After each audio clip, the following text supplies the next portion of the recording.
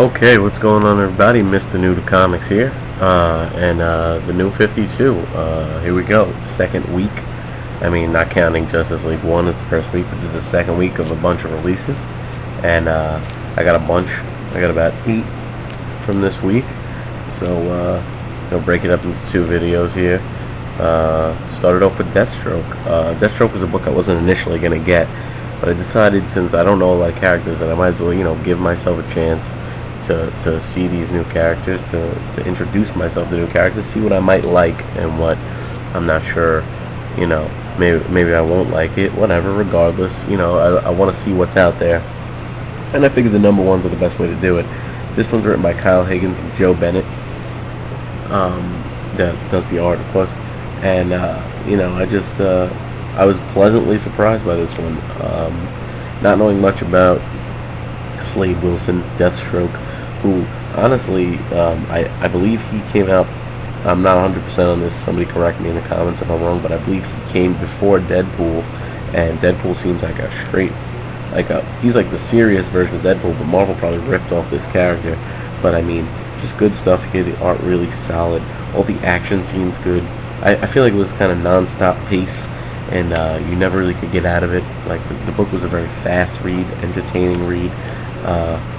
There's a nice shocking moment in this book when you really see who Deathstroke is as a character, that you'll know what part it is if you pick up this book. But I highly recommend picking this up. This one wasn't something I expected much from. Definitely going to get it next month, the second issue. That's 100% going to be in my pull list. And I gave Deathstroke a 4 out of 5. Very good. One of the better books to come out. This week was full of good books. So, I mean, most of the stuff you pick up this week should be solid. But, moving on, we have Resurrection Man #1. That was a book I definitely wasn't going to get. I was actually checking out of Midtown Comics here in New York. And the cashier said, Resurrection Man was my book of the week. So I said, you know what, give me it too. Throw it on there, an extra $3. I'll take a shot. Now, Resurrection Man obviously sounded like something I would know exactly what he does. He resurrects, and it's just as that. But it's not as simple. You see, every time he resurrects, he has a new power and a new primal focus, a place that he has to go, a mission that he has to go. For some reason, he doesn't know why, but his body is driven towards something. When he first wakes up in this one, he wakes up with the power to attract metal and use electromagnetic fields, and similar to Magneto, I would assume. But I just like the way the writing is done when he wakes up and he can taste metal, feel metal.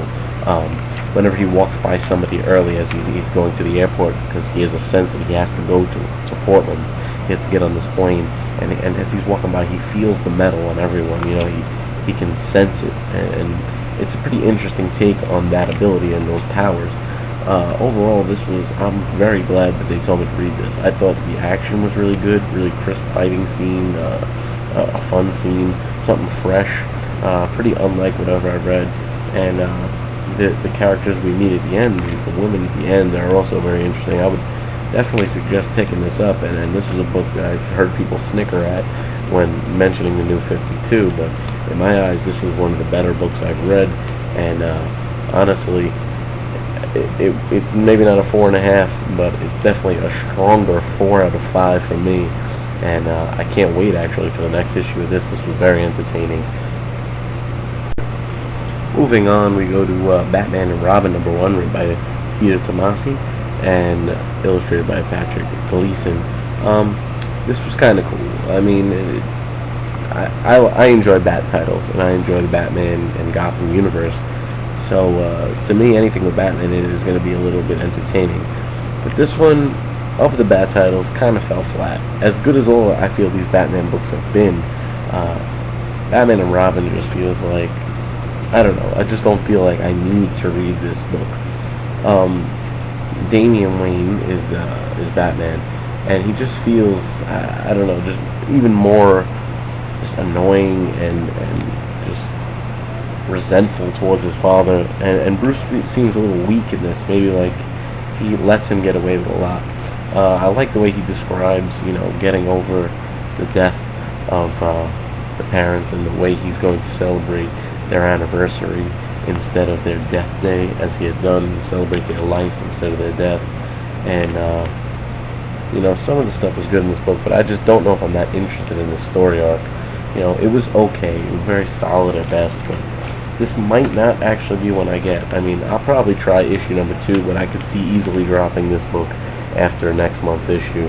I give Batman and Robin a 2.5 out of 5.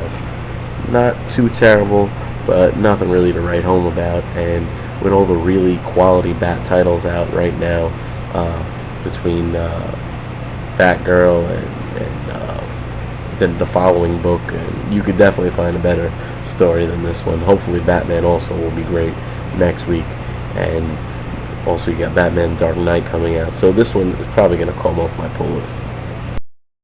And that brings us to Batwoman, of course.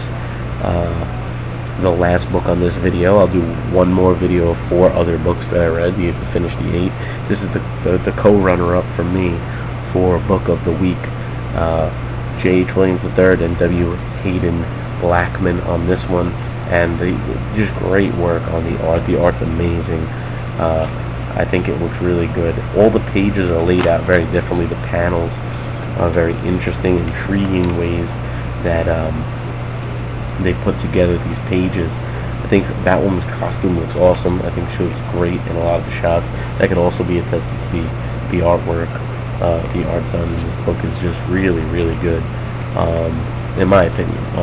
Maybe it doesn't suit your taste, but I think that it's just great stuff. The story is very gripping. I love the panels where she's talking to her father, and the way it's broken down, and you can see the memories of the past, the things they've gone through. I like the scene where she's talking to Betty, and it's also flashing back to the action that they were just going through while they're talking about what's happening right now. I think that's really cool. Little snippets on the page, and overall, this was just a good story, great art, and a little kind of cliffhanger at the end that'll definitely grab you if none of that other great stuff grabbed you.